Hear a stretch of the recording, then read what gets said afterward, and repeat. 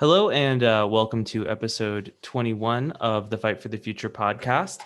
This week we're chatting with Wesley Thysse about looming global cryptocurrency regulation coming from an intergovernmental organization known as FATF. In this episode, we're going to break down his recent Reddit post on the intricacies of the coming regulatory guidance and answer your questions about that.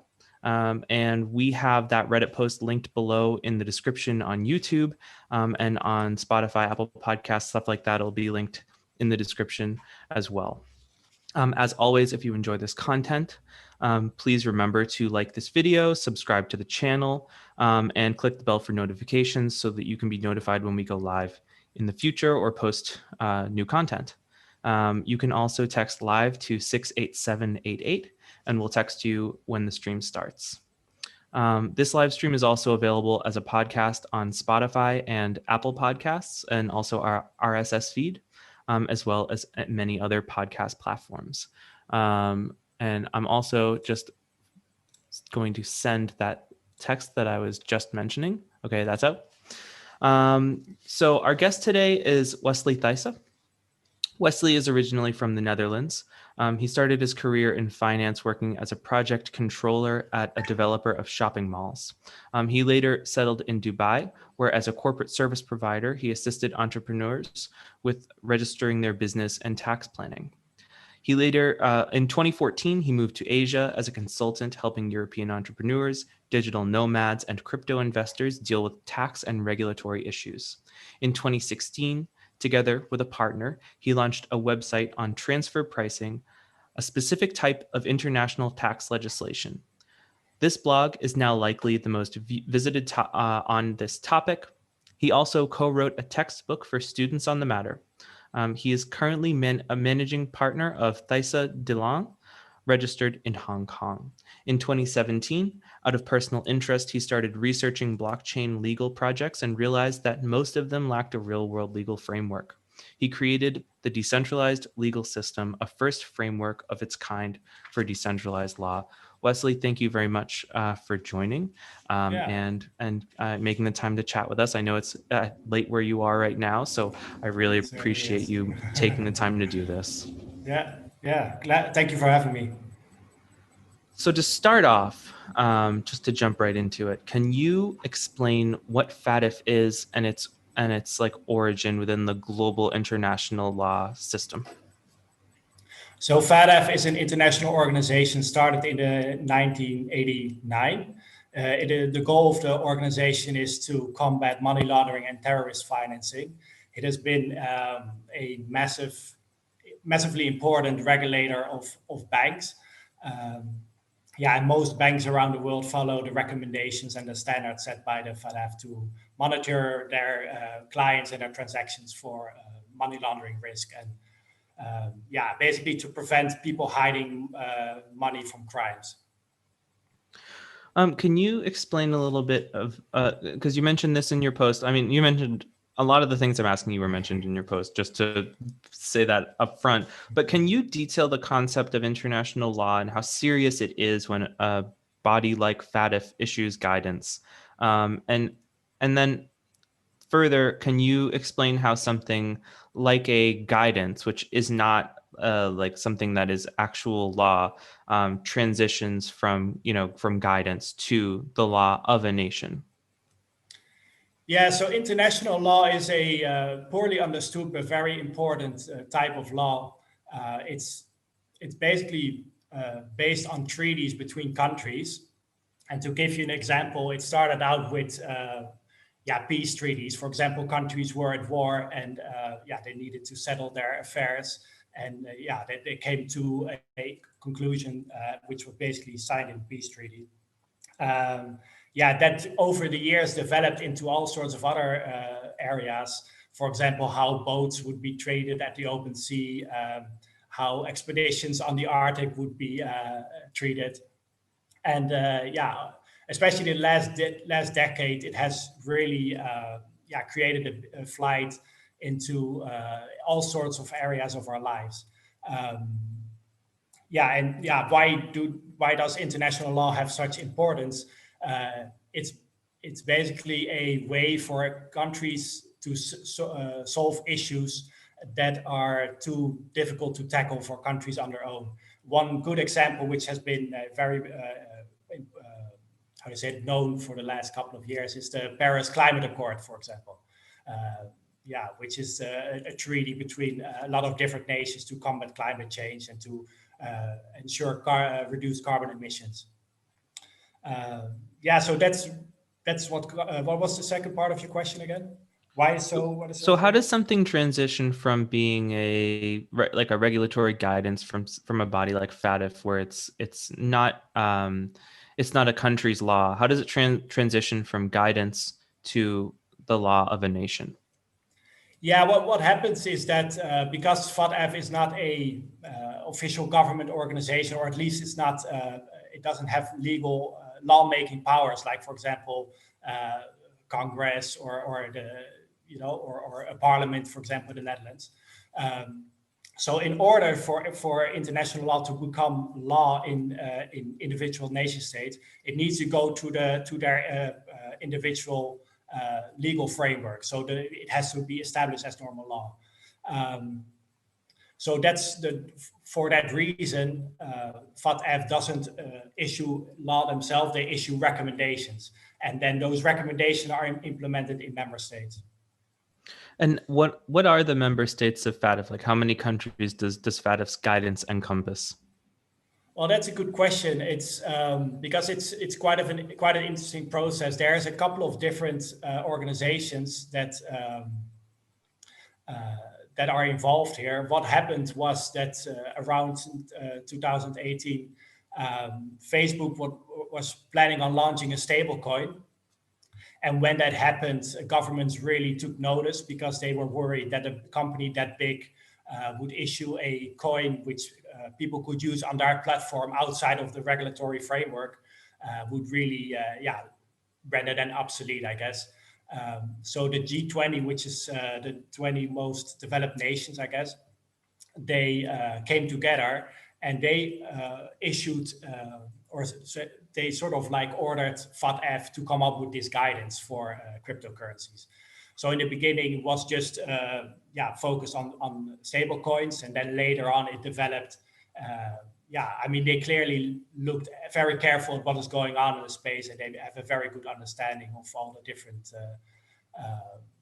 different techniques people use and new currencies and ideas from DeFi, from Lightning Network. I mean, it really it's quite comprehensive.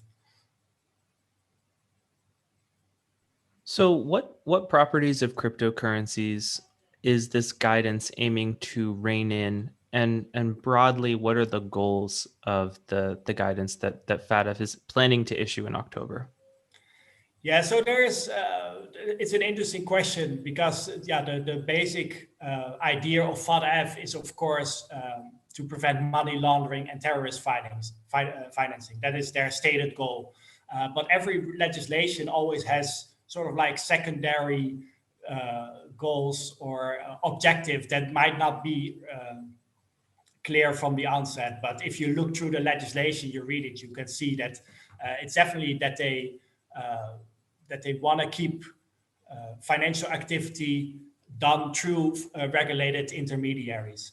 And they're very worried about, first of all, stable coins that seem to them the biggest risk for mass adoption. They see that more as a bigger chance than just other cryptocurrencies. But secondly, it's the peer-to-peer transactions. So transactions not through an exchange, for example. So people using their own wallets to exchange. So those are the two main ones. But privacy enhancing coins. So that's another thing that they are looking at. And so they don't want people to use like tumblers or mixlers or using Tor, because that can obfuscate the source of funds and sorts of transactions. So they really try to shine a light on what's going on within the space, and to really focus on getting all transactions through regulated exchanges, so they have some sort of oversight.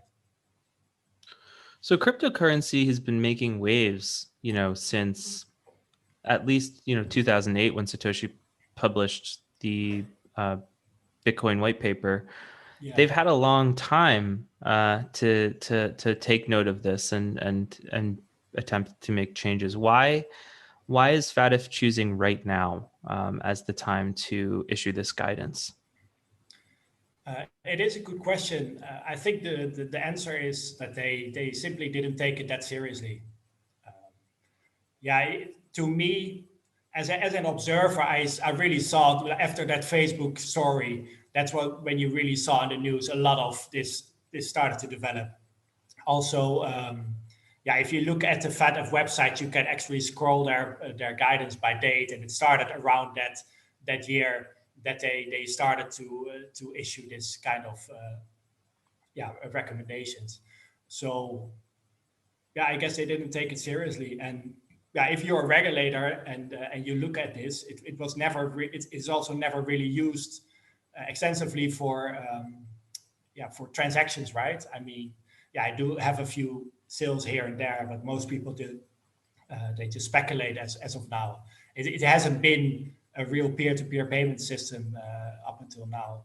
So I guess they never really saw it as a big risk. But it's obviously that there have been people taking note. I mean, this is just official FATF guidance, right? But individual governments have definitely been looking at that way before that.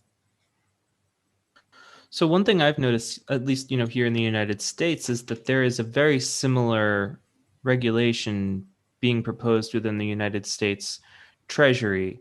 Do you think that this is an emergent phenomena happening within like legal systems around the world, or do you think this is not so much a coincidence, but related events that are sort of tied in with each other? Yeah, it's definitely related. I mean, if you look at this legislation, for people in crypto space, it's totally new. But if you look at the financial systems like banking and other payment providers, they have been subjected to fairly similar legislation for quite a long time already. And now they're just applying the same standards on cryptos. With additional twist is that in theory this kind of system could be used in a peer-to-peer way, which makes it different from regular banks, which you cannot. It's always a licensed intermediary. That's the only twist. But I mean, definitely this is all coming out of the same kind of mindset and the same kind of how do you call that, precedent. Something that I'm very curious about within this framework is that there are going to be cryptocurrencies such as Monero that are by design extremely resistant to laws like this. And what I'm wondering is if when it comes to the unregulatable cryptocurrencies or unregulatable decentralized systems more broadly, that the existence of those systems seems to embolden people, and they're in comments about this coming regulation or the regulatory guidance actually. Mm-hmm. There's a lot of what seems to me to be overconfidence of saying these are designed to be resistant to this, and they've survived a lot, and they're going to survive this. But the way I see it is, if these things can't be regulated, I can't imagine them doing anything other than banning them. When these regulations come up against something that they can't control, do you think that their response will be to make things like Monero illegal? Or do you think that they will just become sort of a illegal gray area? Like how will they react to stuff that is by design resistant to these regulations? Yeah, so the way that these regulations have solved this issue, or at least they try to tackle it, is by, first of all, specific actors within the space, they're going to be regulated as similarly to banks.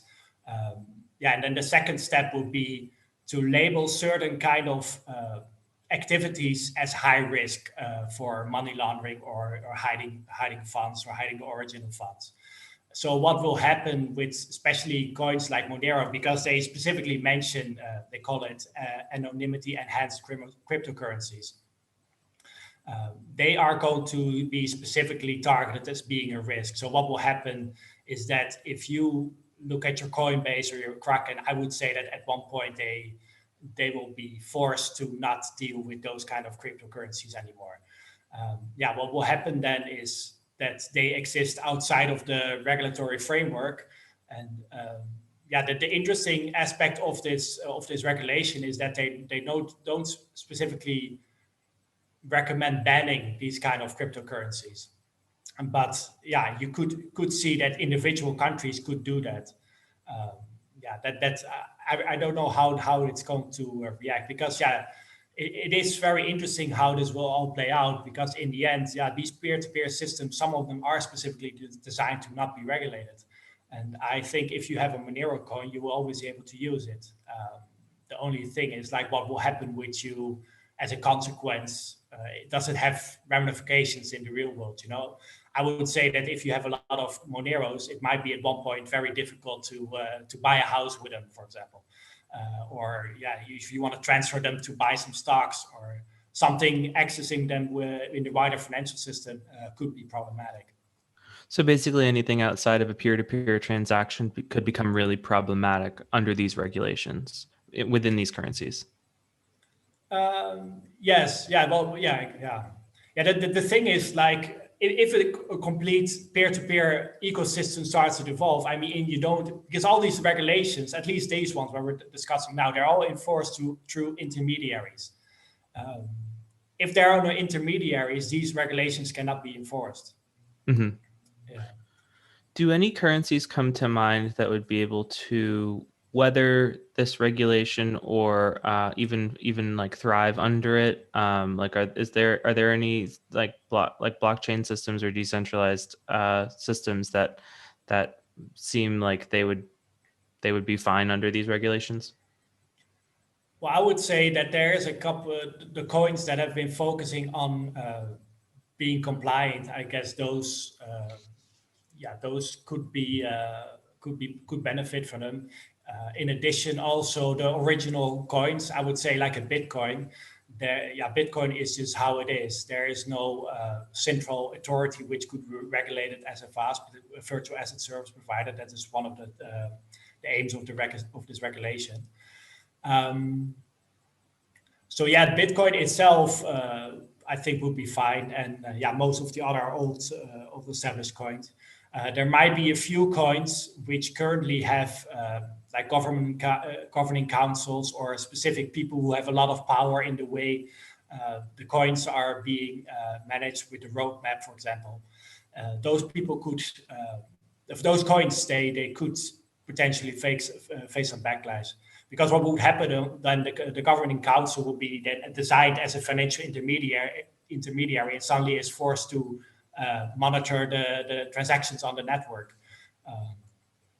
So it will be interesting to see how that play out. I would say that at first, regulatory, like the focus is going to be on things that are specifically mentioned in this regulation as high risk. That would be stable coins, privacy coins, so specific privacy actions like use of Tor or tumblers. So you mentioned it a moment ago, but could you explain what a Vasp is and how it fits into the framework here? Yeah, a Vasp is a virtual asset service provider. It's basically a designation what has been by this regulation is going to be assigned to certain people in the crypto space. And once you are designated as a Vasp, you are forced to be licensed and then subsequently forced to enforce these regulations. If you want to know the specific definition, it's quite broad. Isn't the... please go ahead. And I didn't realize you were reading it off. Go ahead.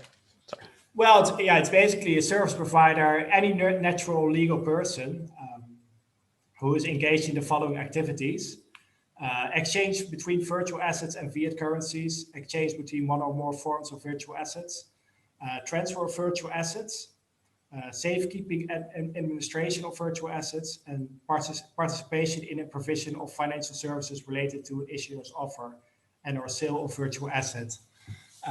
What this means is that a lot of people who are now performing a central role in the crypto space are going to be designated as a VAP. They fall within this definition. It's specifically they specifically chose a very broad definition, and in their opinion, they have analyzed a lot of projects, and they see very few projects operating without Vasp in them. From what I understand, even individual users, someone just selling their couch on Craigslist could be considered a Vasp under these. Is that correct? I would say that would be very a little bit extreme. They do specifically mention that natural persons can also be Vasps, which is already it's quite invasive. That's very different from other regulations that I have seen.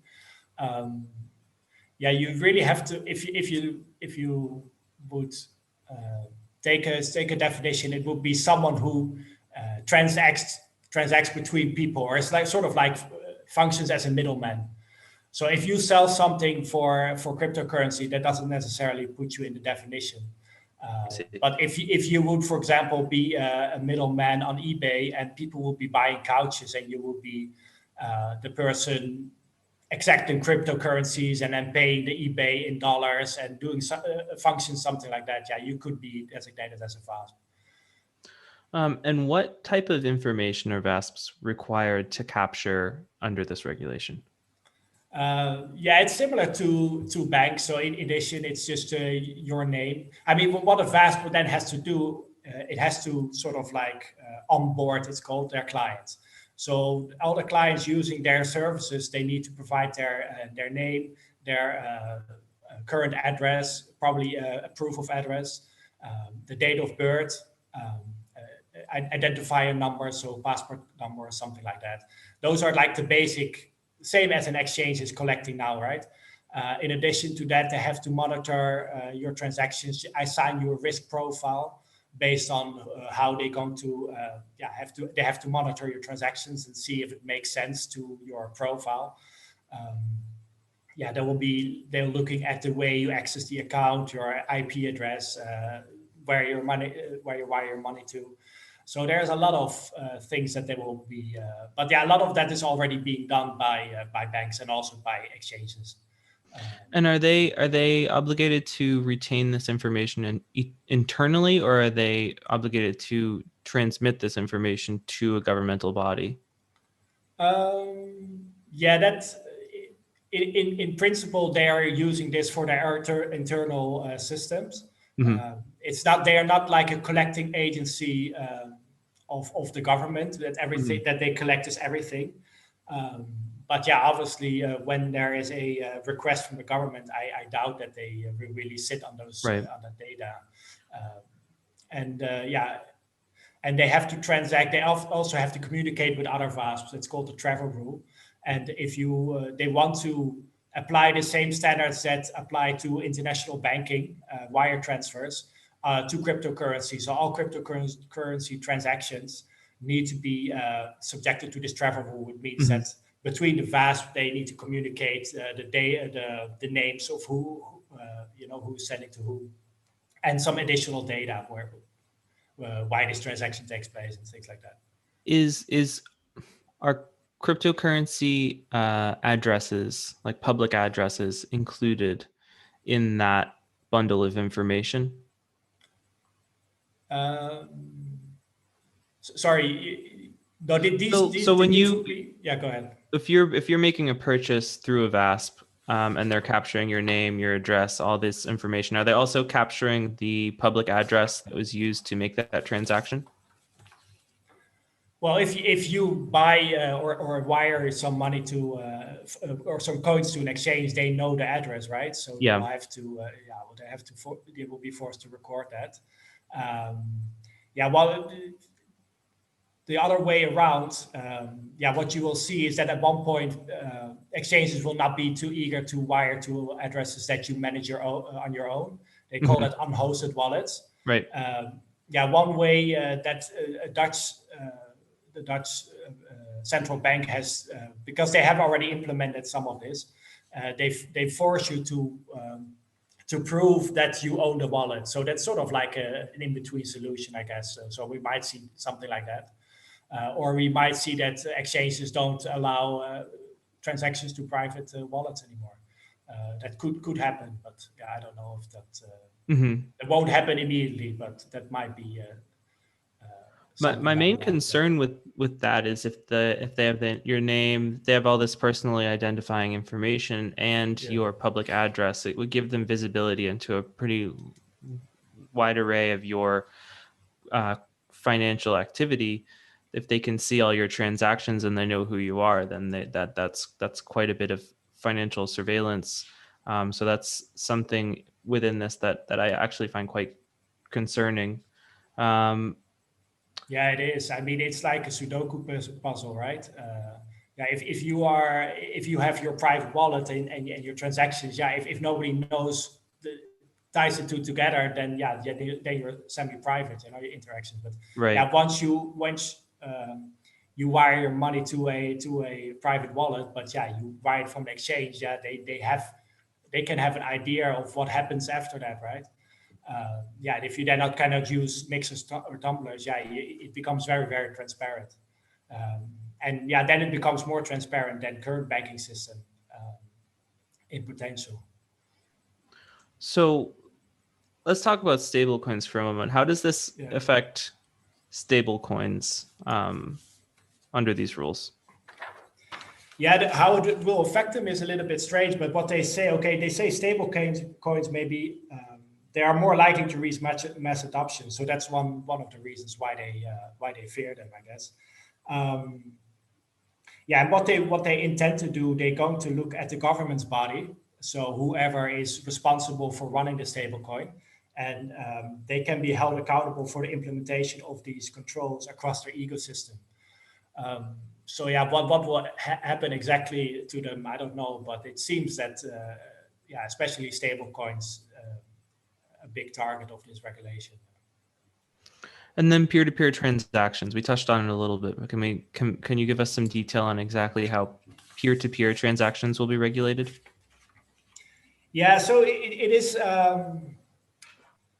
It's an interesting nuance because these regulations, they are focused on intermediaries. So if you don't use intermediaries, these regulations don't apply. So peer-to-peer transactions are in a way they're out of this regulation. The only way that they look at it is that if you have, if you bring your proceeds of your peer-to-peer transaction into a Vasp, so a licensed exchange, that is when you could get questions, where do you get that money? So then you probably have to be able to record or whatever, have some sort of names or some justification of those transactions. So peer-to-peer transactions themselves, they're not going to be banned, or they're not going to be prohibited, but it's just everything you do once you want to enter the licensed legal system, the financial system, that's where you run into this legislation. This is one that I find really interesting, but how does this affect decentralized exchanges and dApps, decentralized apps? Because among many crypto traders, DEXs are everything. Many people use them on a regular basis. How will DEXs be, primarily how will DEXs be affected, but also how will dApps be affected by this? Well, according to this legislation, they say, they're technology neutral. So they don't really care what the technology is. they look at what is going on in terms of the legal system. So you're transacting value, right? There's contracts and there's money flowing. And whoever is facilitating those transactions, they can be designated as a Vasp and subsequently regulated. Now, the question obviously becomes like, how are they going to regulate a DAG, the centralized exchange? Because if there's really no central partner or central authority or a central governing body, it becomes very problematic. So that will be interesting to see if they have something for it. A lot of these DEXs, I mean, they do have someone who did an ICO and then launched it, right? And according to this legislation, they will look at those people first. But yeah, if you have a fully decentralized exchange with only people acting peer-to-peer, this doesn't have an effect on them, right? This legislation doesn't touch them. But then subsequently, what will you do with your coins once you have got them from the decentralized exchange? Mm-hmm. Maybe then you will have your Coinbase or your Kraken or whatever. They will be forced to close your account, for example, if they see that that's where you got your money. So a lot of this is sort of like a roundabout way of regulating. So they cannot regulate. You cannot regulate a peer-to-peer system just by force. It's like a lot of technologies. What you have, like the download that you could download, right? What was the name of that again? You just download with your, if you download a movie or whatever, something like that. It was impossible to block. Like piracy? Yes, exactly. So it's the same with this, but they are looking at they're using a roundabout way to then subsequently, what can you do with your coins? Also, if you if you do activities that could be considered high risk, it could also have perhaps down the line have repercussions for the rest of your financial life. Like maybe banks are forced to treat you in a different way. I mean, they are already assigning you a higher risk profile if you're dealing in cryptocurrencies. So those things could expand. And labeling things high risk, is that saying, this Ethereum came, or this Ether came from a DEX? We've been tracking it since then, or we can see somehow that it came from a DEX. So if you try to spend this at something like a Vasp, it could actually be impossible or difficult. Well, I have heard stories that is already happening. So if you go to Coinbase and you have from specific coins that are been going through a specific mixer, you deposit them to Coinbase, they actually monitor for that. And then they could, I don't know exactly what happened after that, but they flag that. And they either send you back your coins, or some might, they might close your account. So the activity itself is then not illegal or not banned, but subsequently you cannot do anything with it. So it's a very roundabout way of regulating, and they've done it before. It's the same, for example, about the standard offshore companies, right? Before 10 years ago, you could set up an offshore company in the Seychelles and have a bank account, and now it's still completely legal, but all those banks are gone, So they haven't specifically been banned, but they are considered high risk, and then the banks don't want to deal with them anymore. At one point, they just disappear. And I think they want to apply the similar approach to cryptos, just to look at the things that they consider high risk or a threat, I guess, to their system, and try to regulate them out of existence. Maybe. I mean, that's sort of my hint of reading through this regulation. So through all of this, who are the winners and the losers on the other side of this regulatory guidance? Well, I guess the people who will not suffer are big institutions, right? Because they are already regulated. They already deal with people through exchanges. For them it doesn't change. It might even be more of a how do you say that? Like an accepted investment asset, right? The more it's regulated, the more it's part of the established system. In addition, people who just use exchanges, who just buy on exchanges and never take their money to the private wallet, they also will not suffer from this. So in general, like a lot of coins might actually at one point, when you get a big observation in the wider financial system, even bigger than it's now, a lot of people might actually benefit from it. But what might suffer is, it's more the free spirited kind of way of using crypto, right? The way it was originally intended.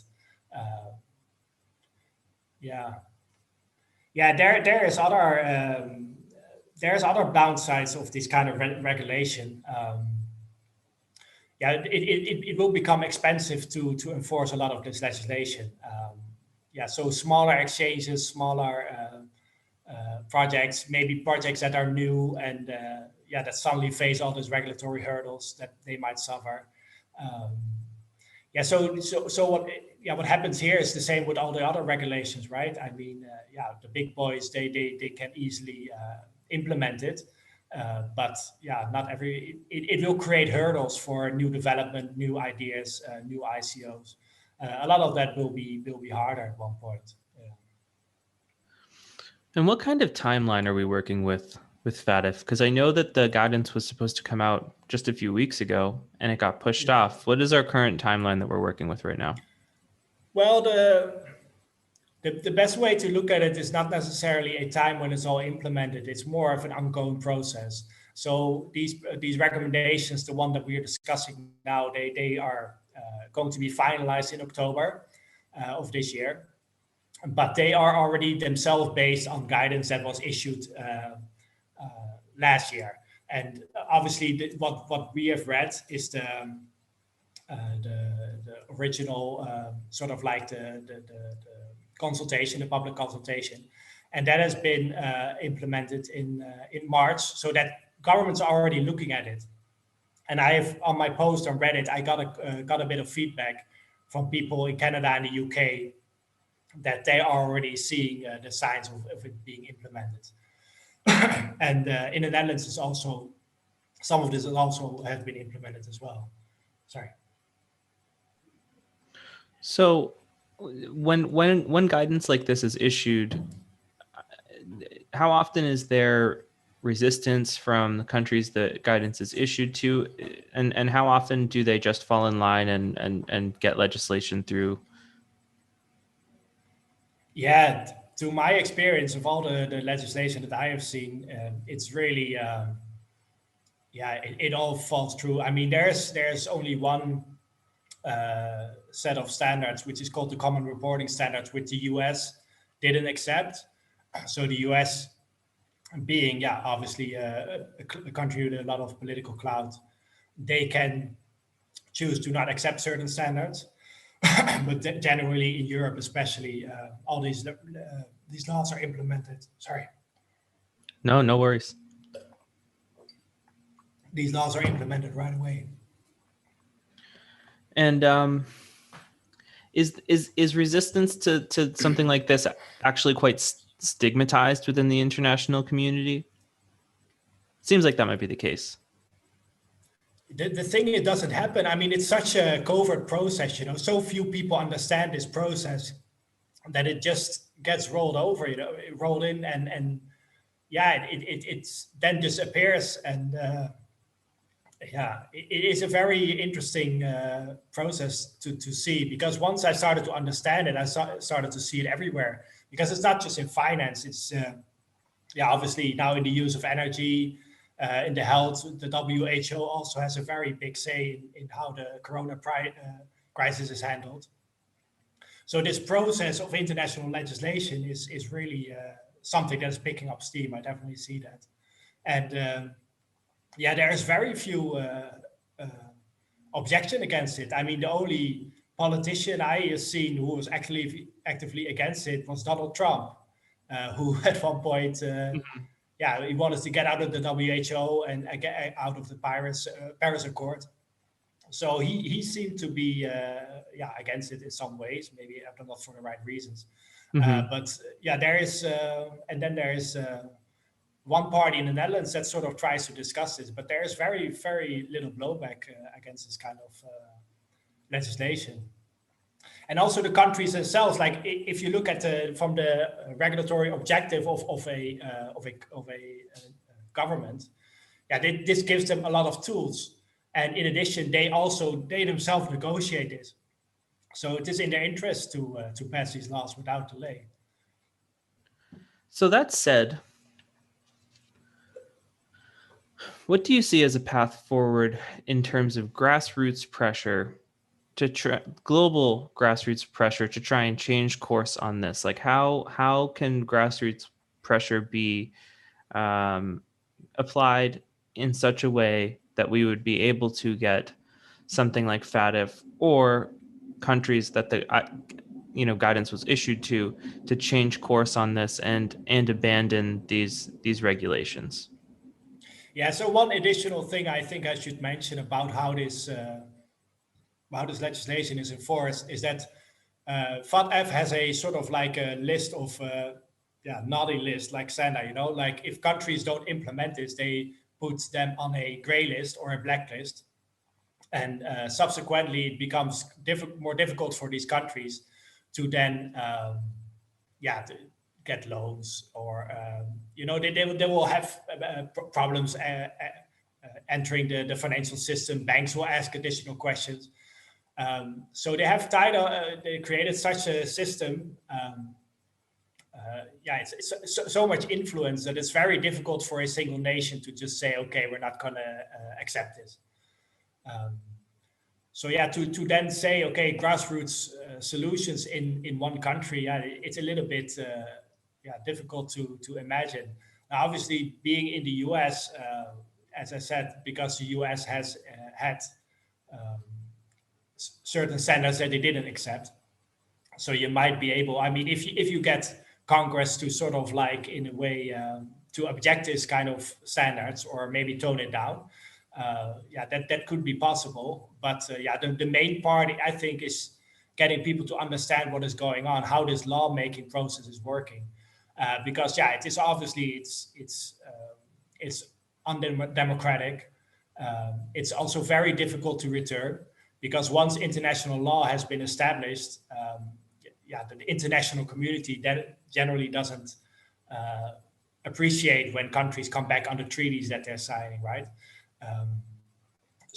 Treaties or things that are in place, once they are in place, they're very difficult to revoke. I don't know how to really stop this, because I've been seeing this develop, especially the last 10 years, and it's now in such a how do you call that? Like a rapid, like it's becoming so, in so much more, like it's expanding, like it's almost exponential, because it's obviously there is.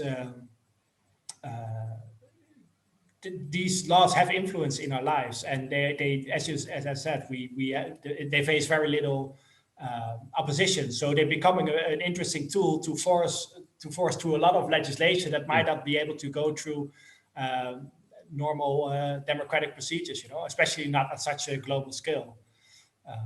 And that's another thing. It also makes it easy for countries, right? Individual countries. They don't have to reinvent the wheel. They just do what everybody else does, and it makes it very easy. Is there, do you see even a possibility, though, for an not just a grassroots effort within the United States, but a global grassroots effort petitioning FATF to change course? Like if citizens of multiple countries, not their governments, but just the citizens, organized together and communicated directly to FATF in large numbers that this regulation or the guidance is unacceptable, do you see a chance in them changing course? Well, the interesting thing was that I read their original plan, right? They had a public consultation. If you look the fine print, you can see that they say that, okay, you can provide feedback, but only on specific topics they themselves selected, right? So that to me says enough about how they consider this as how they see this legislation. The wording also is also changing. If you compare it to 10 years, it's very more top down. It's also in terms of legislation, it's highly inconsiderate of individual parties, right? It's really just about regulatory objective of the government. Like in my opinion, fair legislation has balances the interests of different actors, right? Individuals, exchanges, private parties. But this is just really just enforcing a specific kind of legislation, which is just creating transparency. And regardless of what happens, to the industry itself. So yeah, if FATF is going to be very welcoming grassroots feedback, I'm not sure. I also think it then probably should be specific, right? Because one of these things is that legislation is very, very broad, and in some parts you will not be able to convince a government that it's a bad idea, because it's just in a lot of ways, it's implementing the same rules, applying the same standards as apply on banks, on cryptocurrencies. For most governments, that's just a normal. I think they'll just see that as something that has to happen. So, in your opinion, for organizers, you would suggest taking like a harm reduction framework of picking several of the most destructive elements of this guidance and trying to neutralize that, rather than trying to just neutralize the entire guidance itself. Yeah, I think that would be that's to me sounds like the most logical approach, because And among all of the different aspects of this guidance, what would you say is the, say, I don't know, top 3 most destructive elements of it that should be neutralized? That's a good question. I haven't thought about that, but yeah, for example, the fact that people are going to be labeled as a risk, people and activities are going to be put in risk categories, and I'm seeing that as really something that is potentially is going to be abused. One way they're doing that is in the Netherlands, for example, they put a publisher of books that are sort of like critical of the government, and they have a journalist who is researching corruption, and they put him on a terrorist watch list. So they said, okay, this person is potentially a risk. So what do the regulated financial services do? They ban him from using their services, because they are potentially a risk. So that is definitely this whole risk-based approach is definitely a potential problem. If I have something else. Another thing is that it's obviously it's enforced by private parties, right? And that's another bit of a way of regulating, which is also fairly new. Because if you regulate to a bank, they have different objective. Their objective is to make profits. So what are they going to do? They're going to ban everybody who's not profitable from being able to go through this entire process. And I'll give you a practical example of what happened in Dubai when I was working there. And then these kind of regulations were passed on banks. And the first thing that they did, they just kicked out all the people from Africa, because they were too big of a risk and too low of an income for them to be part of their banks. And there were banks that they accepted small accounts, but those became then too expensive to regulate. So there is going to be a lot of unintended consequences of this legislation. I guess that's. You asked me for 3 hours. I got 2, so that's all good. So for people watching, people listening, we are currently running a petition right now around this. After this conversation, I think I'll be able to refine it a little bit. But if you are interested in this topic, if you want to, keep up with it through our emails, please head over and sign it. And if you care about this and want to have your voice heard, and this goes, it's not a US only petition. This is a global petition. You can go to fftf.link/FATF, FATF. And I have that linked below in the description.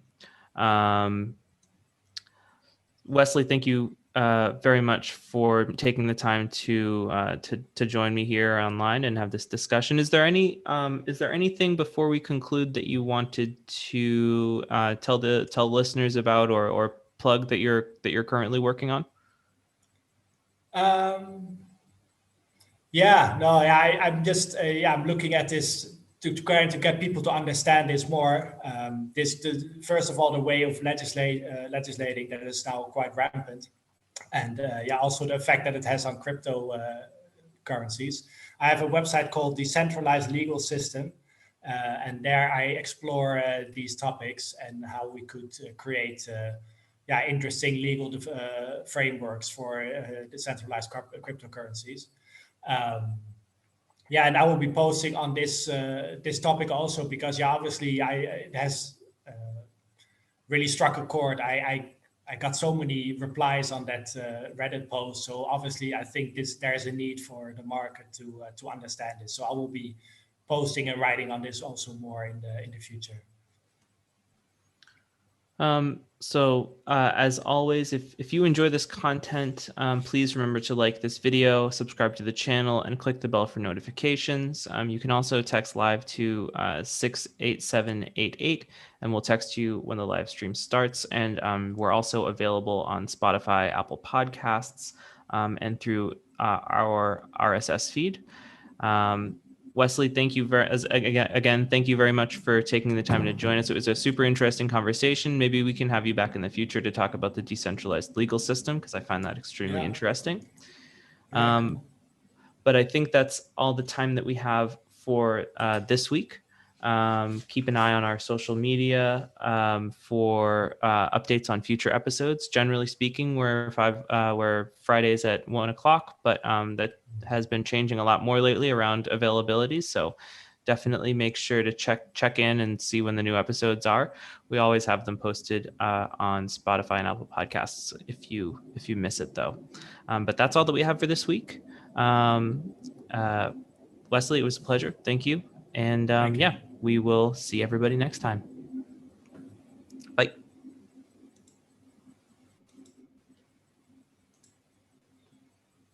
Okay, we're off the air. Thank you very much. Cool. Yeah.